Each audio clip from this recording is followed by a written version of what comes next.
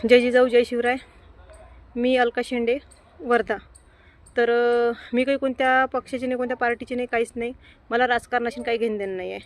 पण जेव्हा मी आता हा व्हिडिओ माझ्या डोळ्यासमोर आला, इंस्टाग्रामवर व्हिडिओ पाहता तर त्या व्हिडिओमध्ये मी लक्ष दिलं की आमच्या वर्धा जिल्ह्याचे पालकमंत्री साहेब, तुम्ही हे चुकीचं केलेलं आहे की पायामध्ये बूट घालून तुम्ही तिरंग्याचं झेंडावंदन केलेलं आहे. एक प्रकारचा तो अपमान आहे तिरंग्याचा. आपले जवान सीमेवर तिथं शहीद होतात आणि आपण इथं निवांत बसूनसुद्धा तुम्हाला एक सेकंदसुद्धा म्हणजे तुमच्याजवळ वेळ नाही आहे की पायातला बूट काढून तुम्ही तिरंग्याला सलामी देऊ शकत ना. तुम्ही त्या तिरंग्याचा हा एक प्रकारचा तुमचा हा अपमान आहे. तुम्ही तिरंग्याचा अपमान केलेला आहे. आज 77वा प्रजासत्ताक दिन आहे हा.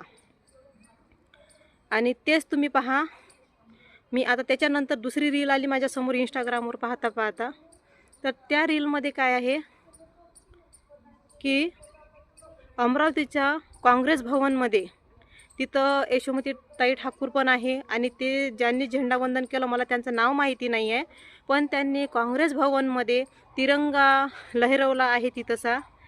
तर त्यांनी बूट बाजूनं काढून दिसते, साईडनं बूट काढून आहे, ते तिरंगा लहरवत आहे तिथंसा.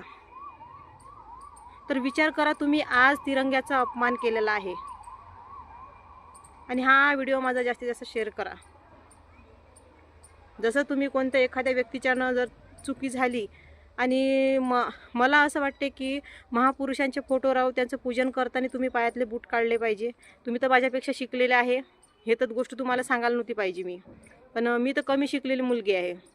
माझं काही एज्युकेशन जास्त नाही आहे, काहीच नाही आहे.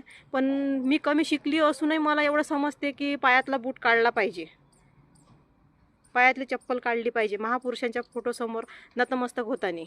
किंवा तिरंग्याले तुम्ही जे तिरंग्याचं तुम्ही रस्सी खाली खिचत होती तिरंग्याची ते आणि झेंडा लहरवण्यासाठी, ते तुम्ही एक प्रकारचं चुकीचं केलेलं आहे.